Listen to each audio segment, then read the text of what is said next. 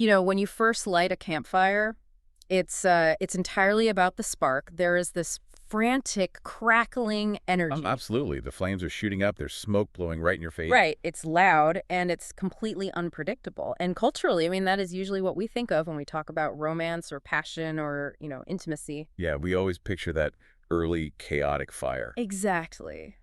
But if you stick around a few hours, the flames actually die down. And what you're left with are these incredibly deep, glowing, white-hot coals. Right. They aren't making as much noise. No, there are no sparks, but they are putting off like 10 times the heat. It's such a profound visual, Yeah. largely because, well, we're a culture obsessed with the spark. I mean, Ah. we build our movies, our music, our whole narrative around that initial ignition. Oh, for sure. Everything is about the meet cute. Exactly. Yeah. But we rarely discuss the structural integrity of the coals. We rarely unpack the mechanics of what it actually looks like when the fire settles in, when it stops being erratic and genuinely gets hot. Which brings us to the core of today's deep dive. We are taking a profound exploration into what mature, lasting intimacy actually looks like, how it functions, why it survives, and how we build it. And we've got a really fascinating stack of sources for this one. Yeah, we do. Conceptually, we are going to be anchoring our discussion in an ancient biblical text, specifically chapter 7 of the Song of Solomon. But we are pairing that ancient poetry alongside some brilliant modern insights into relationship psychology and attachment theory. It's a phenomenal juxtaposition, really. You have this millennia-old poetry placed side by side with psychological frameworks that, they sound like they were pulled directly from a modern clinical trial on human attachment. Yeah, it's crazy how well they line up. Yeah. So the mission of this deep dive is twofold. First, we're going to decode this wildly vivid ancient poetry to uncover the timeless relationship principles underneath it. Right. And we actually have a pacing goal for this. We want to summarize this ancient wisdom and unpack its modern life applications rapidly, like in under 9 minutes. Which is a challenge, but we're going to do it. We are. And the reason why is because the second part of our mission is to take those principles and apply them to our ultimate spiritual relationship with God. So we want to leave plenty of time to explore those ultimate spiritual takeaways. Sounds like a solid plan. Okay, let's unpack this. So to really grasp what this specific text is doing, we have to look at its placement in the broader narrative. Right. If you read the earlier chapters of this text, say chapters 1 and 2, that is your campfire spark, that's the early stage frantic attraction. The honeymoon phase, basically. Exactly. And then by chapters 5 and 6, you start seeing tension and conflict and repair. But here, in chapter 7, we arrive at something structurally different. We are looking at the coals. But before we extract the practical life lessons, you really need to experience the sheer scale of the imagery used here. Because it is, wow, it's wildly vivid. Highly specific, too. Yeah. The text describes the woman in the narrative with this cascading list of metaphors. It says her feet are beautiful with shoes, like a prince's daughter. Which is a striking image. And it goes on. Her thighs are like jewels crafted by a cunning workman. Her navel is like a round goblet that never lacks liquor, and her belly is like a heap of wheat set about with lilies. The linguistic density there is just staggering, even just on a surface level. And it just keeps building. It says her breasts are like twin young roes or clusters of grapes on a vine. Her neck is like an ivory tower. Wow. Yeah, her eyes are like the fish pools in Heshbon by the gate of Bath-rabbim. Her nose is like the Tower of Lebanon looking toward Damascus. That's a very specific architectural reference. Right. And then her head and hair are like caramel and purple. And then it says the king is held in the galleries, captivated by her stature, which it compares to a palm tree. What's fascinating here is, to a modern ear, this can sound like sensory overload or even, borderline absurd. I mean, I have to push back on the poetry a little bit, because if I looked at my partner today and told her, lovingly, that her nose was like the Tower of Lebanon looking toward Damascus. Yeah, that might not go over too well. That would absolutely be the end of the evening. It just sounds so strange to us. It does. But if you look past the cultural translation and look at the actual nature of the analogies, a pattern starts to emerge. Right, like the thigh analogy. Exactly. Comparing thighs to jewels made by a cunning workman, well, that doesn't suggest a fleeting spark. No, it suggests craftsmanship. Yes. It suggests something carefully, intentionally built over a long period of time. So I'm curious about the underlying architecture here. Is this just, ancient poetic exaggeration, or is there a psychological framework hidden in this imagery? Oh, there is absolutely a deeper structure, and it maps perfectly onto modern attachment theory. Really? Yeah. This chapter represents mature intimacy. It's established, it's mutual, and it's highly intentional. The core psychological theme we're seeing is that attraction actually deepens when it is sustained, not chased. Sustained, not chased. I like that. Because in the early stages of a relationship, attraction is often fueled by uncertainty. The spark is actually, in a lot of ways, just mild anxiety. That makes so much sense. Your brain is pumping cortisol and dopamine because it's trying to secure a bond. But what this poetry describes is a nervous system that is finally settled. Okay, so it's the difference between like a startup company and a blue chip stock. Oh, that's a great analogy. Right, because the startup is frantic. It's high risk, high reward, entirely fueled by the panic of survival. Yes. But the blue chip stock operates on compounding dividends. It's not frantic, but it holds immensely more value. That is a highly accurate way to frame it. The admiration we just heard in that long list of praise, it is intensely focused, but the tone of it isn't frantic. It's secure. Exactly. Yeah. This isn't a man trying to win someone over anymore. This is the expression of enjoying a bond that is already secure. So the panic is gone. Right. Biologically speaking, when your brain recognizes a secure attachment, it stops pumping stress hormones to manage anxiety. Wow. And that biological safety frees up an enormous amount of emotional and cognitive energy to actually be present, to notice the details, like the craftsmanship of a relationship, instead of just panicking about whether the person is going to leave. Because if you always feel like you're having to prove your value or, earn your keep in a relationship, you're burning all your energy on survival. You never actually get to enjoy the connection. Exactly. But here, the performative exhaustion is totally gone. Which brings us to a massive shift in the dynamics of this text. Yes, the shift is huge. The imagery shows this deep appreciation for the man, but then the woman's voice completely takes over. She takes ownership of the dynamic. It's such a striking transition. It really is. She states with absolute clarity, "I am my beloved's, and his desires toward me." And then she actively initiates the next phase. Right. She says, "Come, my beloved, let us go forth into the field. Let us lodge in the villages." But wait, let's pause right there. Because saying his desire is toward me and stepping up to initiate, that sounds incredibly vulnerable to modern ears. It does. It's almost risky. Like, how does she have the confidence to just state that without the fear of rejection? In early relationships, stating exactly what you want or assuming someone's desire, it feels like walking a tightrope without a net. You've hit on the exact mechanism that most people misunderstand about this passage. They read those lines as just surface-level romantic fluff. Right, just poetic filler. But in reality, it teaches a foundational psychological principle. Confidence changes the entire operational matrix of a relationship. Oh, wow. She doesn't have a fear of rejection because the structural integrity of the relationship, those glowing coals we talked about, has eliminated the tightrope entirely. So she isn't insecure. Her clarity is what creates her confidence. Precisely. Furthermore, the text is showing us that mutual desire is healthiest when it is explicitly expressed, not just assumed. Oh, that's huge. Right. She isn't playing a passive role waiting to be pursued.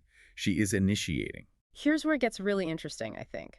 Because if you think about early dating, it often feels like a highly competitive game of chess. Oh, definitely. You make a move, you calculate the risk, you wait in agony to see how they countermove. It requires hypervigilance. It's exhausting. Yeah, it really is. But what we are seeing in this mature phase, it isn't chess. It's much more like a musical duet. I love that. Both musicians know the song perfectly. They don't have to guess what the other person is going to play. They're both contributing. And because they are secure in the rhythm, they can actually lean into the music and create something beautiful. The duet analogy captures the mechanics perfectly. In a duet, if one person stops playing, the song dies. Right. Security isn't a passive state where you just sit back and do nothing. It requires continuous mutual input. If only one person is driving the relationship forward, it collapses under its own weight. Yeah, uncertainty breeds hesitation. But secure environments produce secure behavior. Because she has that absolute certainty, because she knows his desire is toward her, she has the psychological safety to take action and say, "Come, let us go forth." And that leads right into what they actually do with this psychological safety. Yes, the action. The text doesn't just leave them standing in a room admiring each other's architecture. They move. They get to work. Yeah, she invites him to get up early. They go to the vineyards to see if the vine flourishes, whether the tender grape appears, and if the pomegranates bud. It's very grounded imagery. It is. She mentions the smell of mandrakes, and she says that at their gates are all manner of pleasant fruits, new and old, which she has laid up for her beloved. This raises an important question, though. How do we actually build that kind of depth today, given the sheer volume of noise in our modern lives? That's the challenge, isn't it? It really is. Notice what she's doing mechanically in the text. Yeah. She is inviting him into a highly specific setting, away from the crowds, away from distraction. Into the vineyards. Right. Intimacy thrives in intentional environments. Yeah. You simply cannot build emotional depth in chaos. That is such a vital point.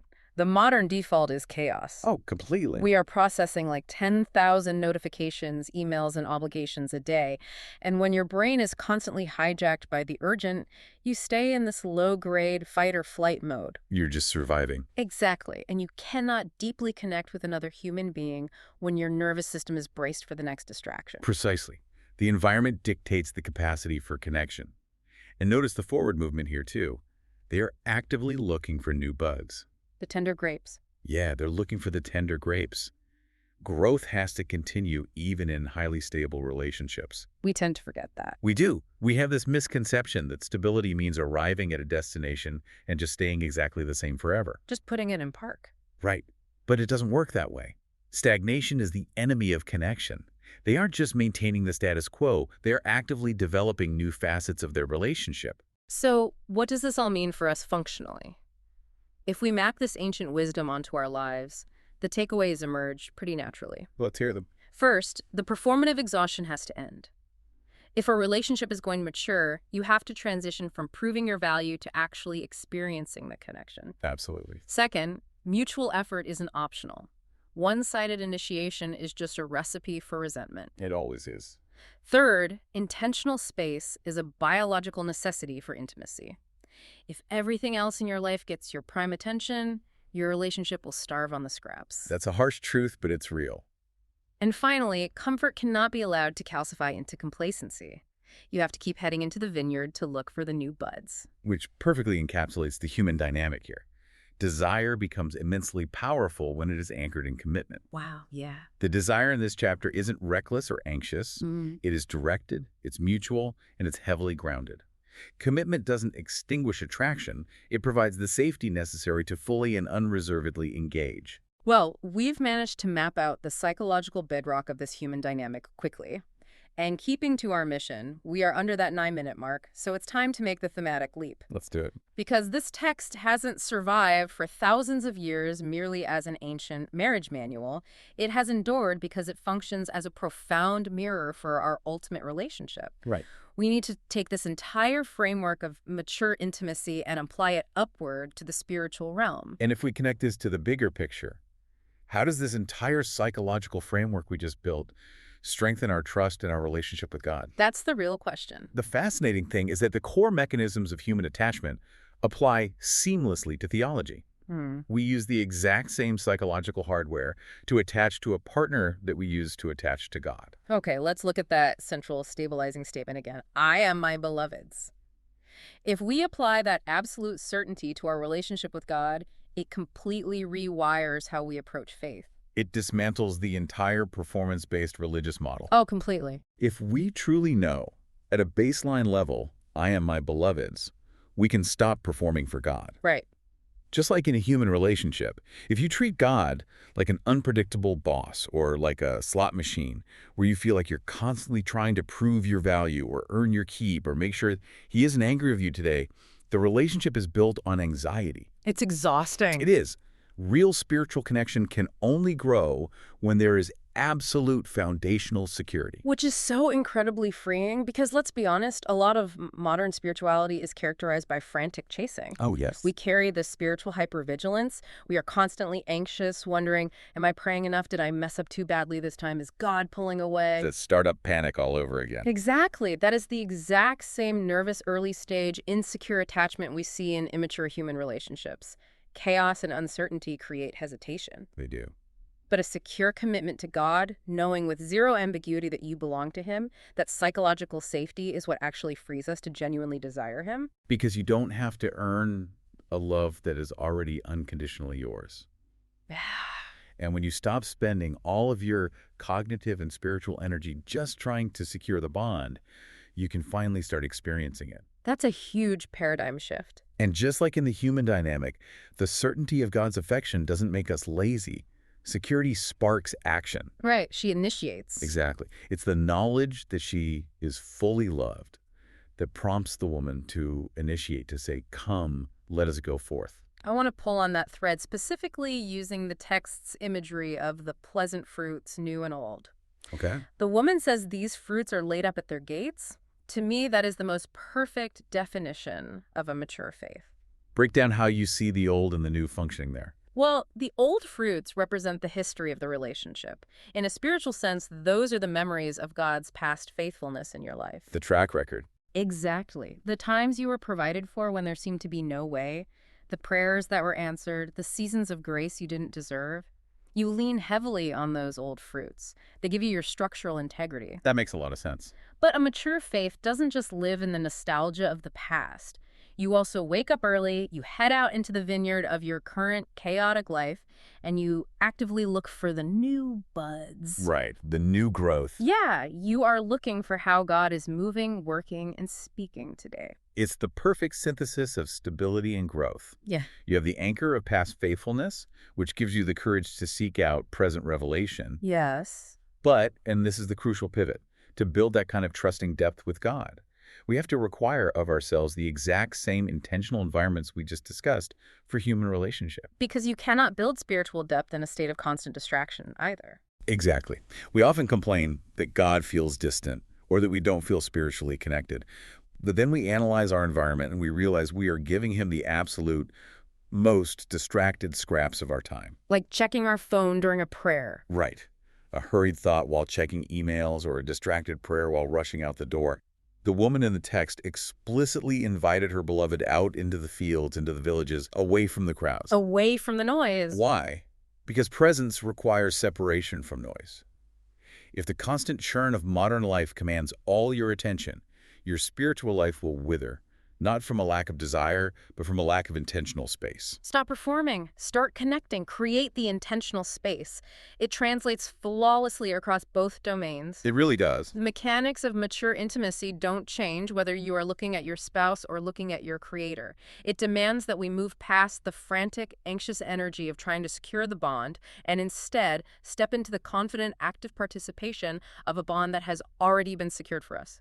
To a remarkable parallel. Let's do a quick wrap-up of the terrain we've covered today. We started with some deeply vivid ancient poetry, unpacking imagery of ivory towers and the craftsmanship of a cunning workman. Some very unique imagery. Very unique. And we translated that poetry to discover the psychological bedrock of mature intimacy, recognizing that sustained attraction, built on a settled nervous system, is infinitely more powerful than the frantic energy of chaste attraction. The coals versus the sparks. Exactly. And then we applied that framework practically and spiritually, the necessity of stepping out of the performance trap, demanding mutual effort, and creating quiet, intentional spaces to find the new buds of growth. And as we close, I want to leave you with a slightly different angle to chew on regarding all of this. Oh, okay. We've talked a lot about the transition from sparks to coals and how the mature phase is less chaotic. But consider this. What if the friction you are experiencing in your relationship right now, or even in your faith, isn't a sign that the fire is dying out? Wait, what do you mean? Well, what if that friction is actually the exact atmospheric pressure required to compress those early chaotic sparks into lasting coals? Oh, wow. Real depth doesn't happen by accident. In the text, the woman says the pleasant fruits are laid up for her beloved. That implies heavy preparation. It implies work. It's not passive. Exactly.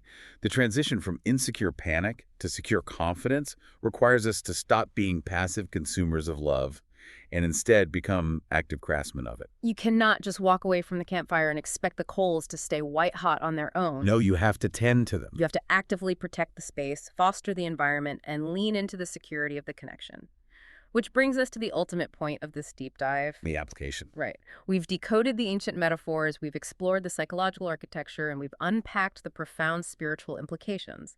But none of that matters if it remains as just interesting audio content. The value is in the application. So, as you move back into the noise of your day, how will you apply this information in your life?